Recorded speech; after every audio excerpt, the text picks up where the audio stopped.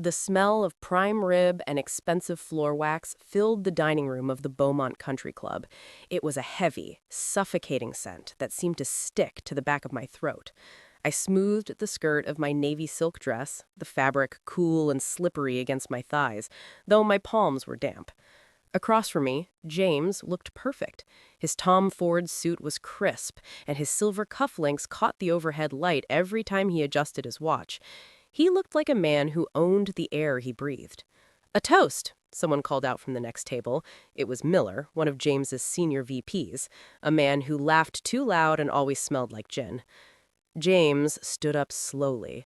He didn't clink his glass to get attention. He didn't have to. He just stood there, and the room went dead quiet.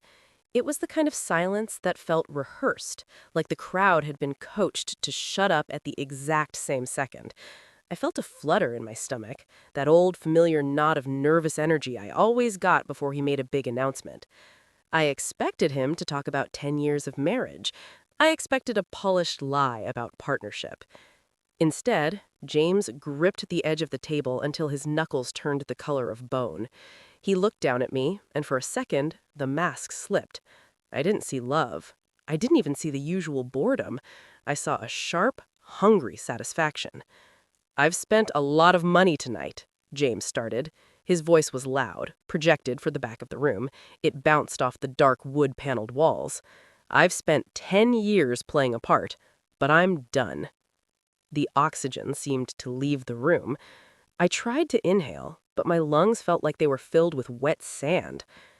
"I don't love you, Sandra," he said. Each word was a calculated blow. "I haven't for a long time. In fact, the thought of going home to you tonight makes my skin crawl. I can't wait to be rid of you." The sound of silverware stopped. A waiter froze 3 tables away, a bottle of Cabernet tilted over a glass, mid-pour. I felt the heat crawl up my neck, a stinging, blotchy red that felt like a physical brand. My pulse throbbed in my ears, a thick, heavy rhythm that made my head ache. I looked down at my plate. The seared scallops looked like gray, unappetizing stones. I glanced to my right. Miller and Henderson were sitting there. They weren't looking away in shame. They had their iPhones out, angled toward our table. I saw the little red dots on their screens. They were recording. This wasn't a private moment. It was a broadcast. James wasn't finished. He leaned over the table, his shadow stretching across my lap. "I hope everyone here remembers this," he said, addressing the room. "I've tried to help her. I've tried to manage her episodes, but a man can only take so much instability." Instability? The word felt like ice water down my spine. He was building a case in real time. He was telling his bosses, his partners, and our social circle that I was the problem. He wanted witnesses for the version of the divorce he had already written. My stomach did a slow, sick flip. I felt like I was going to be ill right there on the white linen. But then I caught James's eyes again. He was waiting. He was leaning in, watching for the first tear to track through my makeup. He wanted me to scream or throw my drink so Miller could capture the breakdown in high definition. He needed a victim to justify his cruelty. I took a slow, deep breath. The air was cold and tasted like iron. I didn't cry. I didn't shake. I watched his face, waiting for the crack in his confidence. When it didn't come, I felt something new. It wasn't sadness. It was a cold, hard needle of clarity. I set my champagne glass down. My fingers didn't tremble. I looked at the 10-carat ring on my finger.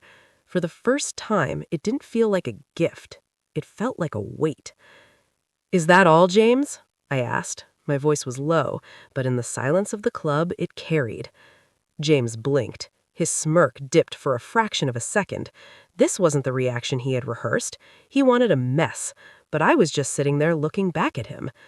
"You're in shock," he snapped, his voice losing its calm, corporate edge. "No," I said, standing up. The silk of my dress rustled, the only sound in the room. "I think I'm finally seeing things in high definition." I looked at the men with the phones. They looked down at their plates, suddenly very interested in their steaks. James's face was turning a dark, bruised purple. The trap had snapped shut, but I wasn't the one caught in the teeth. I picked up my clutch, felt the cold metal of my car keys through the fabric, and walked toward the exit. I didn't look back. I just focused on the red light of the exit sign and the steady, solid sound of my own heels on the floor. The garage door hummed as it slid shut, a heavy, mechanical sound that echoed against the concrete walls. I sat in the driver's seat of my Range Rover for a full minute, my hands still gripped tight around the leather. My knuckles were white, the skin stretched thin. The silence in the garage felt like a physical weight pressing against my eardrums. I could smell the faint scent of ionized air and the rubber of the tires. My heart was a frantic bird hitting the cage of my ribs, thudding hard and fast. I stepped out and walked into the house. The mudroom smelled of expensive sandalwood candles and the lemon-scented floor wax the cleaning crew used on Thursdays. Everything was in its place. The glass and steel of the kitchen felt colder than usual. It wasn't a home. It was a showroom for James's success. Every marble countertop and designer light fixture was a reminder of the life I helped him build while I let my own business fade into the background. I heard the front door heavy thump shut. James was home. I didn't turn around. I stood at the kitchen island staring at the high-end espresso machine. I heard his leather loafers click across the hardwood. He didn't sound like a man who just destroyed a 10-year marriage in public. He sounded like a man coming home from a successful business meeting. "You left the dinner early, Sandra." His voice was smooth, devoid of any guilt. I heard the clink of glass. He was pouring himself a scotch at the bar. "That wasn't part of the plan." It looked erratic. "The plan?" I asked. My voice was dry, like I'd been swallowing dust. "You told 50 people you don't love me, James. You said I was unstable." James took a slow sip of his drink. He didn't blink. He told them the truth. "You've been fragile for a long time, Sandra. Everyone sees it. Tonight was just the breaking point. I had to protect myself. I had to protect the firm." He leaned over the table, stopping just a few feet away, his smell of expensive peat and the cold night air. He raised his hand as if to touch my shoulder, but I stepped back. He let his hand drop, a small, condescending smirk tugging at the corner of his mouth. "Look at you," he whispered. "You're trembling. Your face is pale. You can barely stand up. This is exactly what I was talking about." I looked down at my hands. They were shaking, but it wasn't from the fragility he wanted so badly to see. It was the vibration of a machine finally coming to life. I felt a surge of heat in my chest, a sudden, sharp burn that replaced the cold hollow he left at the restaurant. "I'm not fragile, James," I said. My voice was quiet, but it didn't shake. He chuckled, a dry, hollow sound. He set his glass down on the marble with a sharp clack. "Go to bed, Sandra. I've already called Dr. Eris. I told him you're having another episode. We'll talk about the logistics of the move in the morning. I'll have your things packed and sent to your mother's by the end of the week." He turned his back on me and started walking toward his study, as if I was a problem he had already solved. He was so sure of himself. He was so convinced I was the broken, pathetic woman he'd spent years molding me into. He thought I would crawl into bed and cry until he told me what to do next. I watched his shadow disappear into the hallway. My stomach settled. The nausea was gone, replaced with a cold, hard focus. He had given me the script he wanted me to follow. The smell of prime rib and expensive floor wax filled the dining room of the Beaumont Country Club. It was a heavy, suffocating scent that seemed to stick to the back of my throat. I smoothed the skirt of my navy silk dress, the fabric cool and slippery against my thighs, though my palms were damp. Across from me, James looked perfect. His Tom Ford suit was crisp, and his silver cufflinks caught the overhead light every time he adjusted his watch. He looked like a man who owned the air he breathed. "A toast," someone called out from the next table. It was Miller, one of James's senior VPs, a man who laughed too loud and always smelled like gin. James stood up slowly. He didn't clink his glass to get attention. He didn't have to. He just stood there, and the room went dead quiet. It was the kind of silence that felt rehearsed, like the crowd had been coached to shut up at the exact same second. I felt a flutter in my stomach, that old familiar knot of nervous energy I always got before he made a big announcement. I expected him to talk about 10 years of marriage. I expected a polished lie about partnership. Instead, James gripped the edge of the table until his knuckles turned the color of bone. He looked down at me, and for a second, the mask slipped. I didn't see love. I didn't even see the usual boredom. I saw a sharp, hungry satisfaction. "I've spent a lot of money tonight," James started. His voice was loud, projected for the back of the room. It bounced off the dark wood-paneled walls. "I've spent 10 years playing a part, but I'm done." The oxygen seemed to leave the room. I tried to inhale, but my lungs felt like they were filled with wet sand. "I don't love you, Sandra," he said. Each word was a calculated blow. "I haven't for a long time. In fact, the thought of going home to you tonight makes my skin crawl. I can't wait to be rid of you." The sound of silverware stopped. A waiter froze 3 tables away, a bottle of Cabernet tilted over a glass, mid-pour. I felt the heat crawl up my neck, a stinging, blotchy red that felt like a physical brand. My pulse throbbed. James pushed through the crowd, his face a mask of practiced concern that didn't reach his eyes. He smelled of sweat and expensive gin. He walked straight toward me, his leather soles scuffing against the marble floor. The room went cold. The guests, the same people who had recorded my shame at the country club, backed away, forming a circle. They were waiting for the car crash. "Sandra," James said. His voice was loud, vibrating with a fake tremor. "Look at this. Look at what you're doing. You're not well. I told everyone you were in a facility, and here you are throwing a party in a room that looks like a funeral." My stomach was a block of ice, hard and still. I didn't flinch. I felt the weight of my black silk dress, the fabric heavy and reassuring. I took a slow sip of my water, the cold liquid sharp against my tongue. "I'm not the one who's sick, James," I said. "You're delusional," he snapped, leaning in so only I could smell the rot of the scotch on his breath. He pitched his voice for the front row of his partners. "You're having a breakdown. Miller, help me get her to the car. She's having another episode." Miller didn't move. He looked at the floor. James turned back to me, his jaw twitching. "This is over. I'm calling Dr. Aris right now. You're going to get the help you need, whether you want it or not." He reached for my arm, his fingers hooking into the silk. I stepped back, my heels clicking a sharp no against the floor. I held up a small black remote. "I think the guests are bored, James. Why don't we show them what we've been working on?" I pressed the button. The lights in the ballroom dipped, the giant projection screens, the ones meant to show my interior design portfolio, flickered to life. But it wasn't photos of kitchens and living rooms. It was a PDF. The letters were 10 feet tall, crisp and black against a white background. "Exit strategy final." The room made a sound like a collective intake of breath. James froze. His hand was still out, reaching for air. I scrolled the remote. The screen changed. It was a spreadsheet. Rebecca Vance, HVMGT LLC. Below it, the lease for the Presidio lofts. James's signature was at the bottom, bold and arrogant. Then came the wire transfers. $4,000 a month pulled directly from my firm's payroll account. "What is this?" Miller's voice was a low growl from the crowd. James turned, his face going the color of ash. It's a fabrication. She's doctored the files. I told you she was unstable." I pressed the button again. The speakers hummed, then a voice filled the room. It was James. It was the recording from the country club dinner, but the audio was clear, stripped of the background noise. Then a new clip played, a recording from his office phone that I'd pulled from the cloud. "I need her to look unhinged, Miller. If she makes a scene at the club, the judge won't give her a dime of the firm's equity. I've got the doctor ready to sign off. It's a clean sweep." The silence that followed was absolute. James looked at the screens, then at the partners, then at me.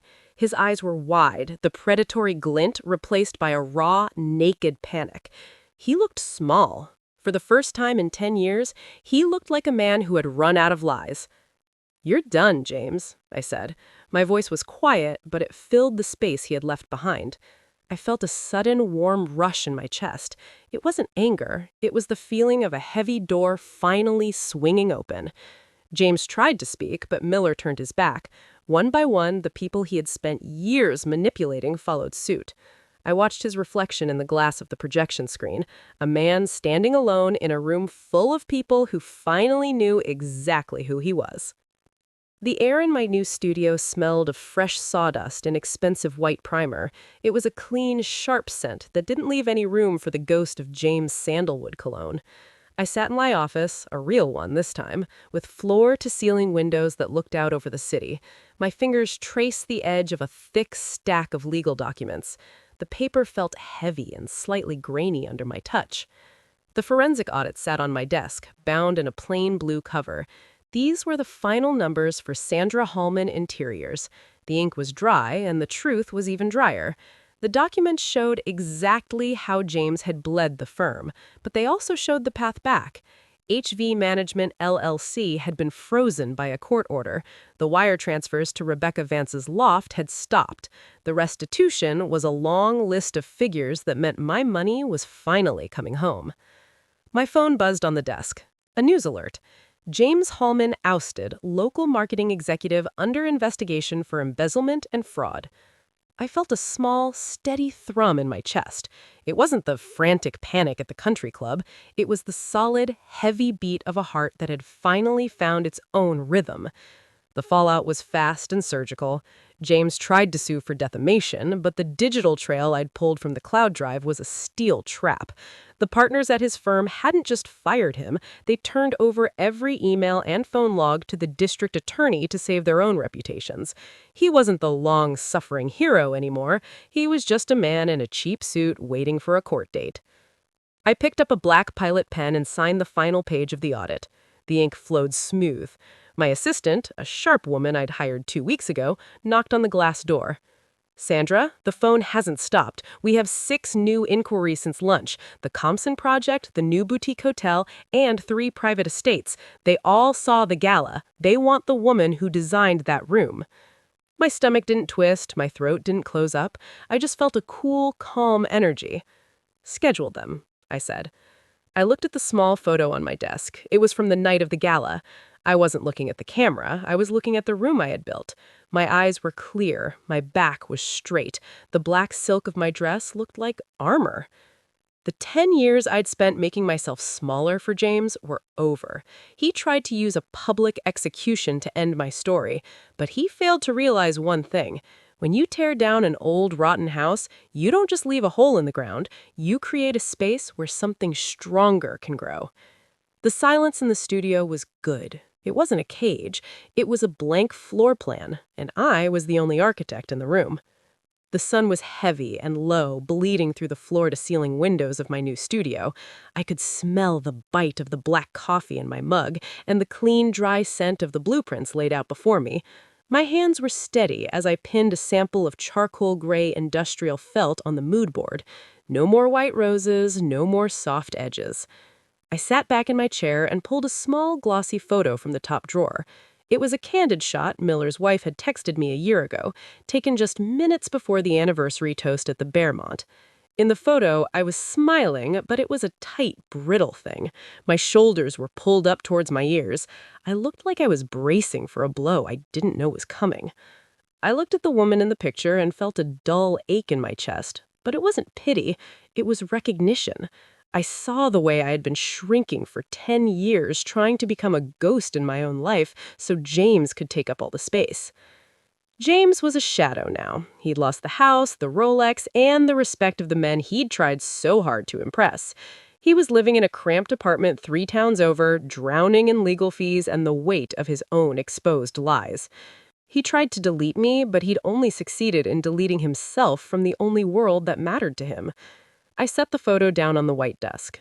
My stomach didn't knot anymore. My pulse didn't race when I thought of his name. There was just a cold, clean quiet.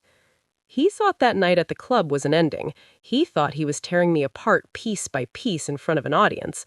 But standing here in a space that belonged only to me, I realized he had done the one thing I hadn't been strong enough to do myself. He'd cleared the land. He'd demolished the rotten lies, leaving nothing but the raw earth. I wasn't the victim of a public execution. I was the survivor of a controlled demolition. I picked up my pen. The cool plastic felt solid against my skin. I had a hotel lobby to design and 3 residential contracts waiting for my signature. I wasn't just building rooms anymore. I was building a life where I didn't have to ask for permission to exist. I looked out at the city lights beginning to flicker on. James had tried to break me, but he'd accidentally built my foundation. I was the architect now, and this time the structure was going to hold.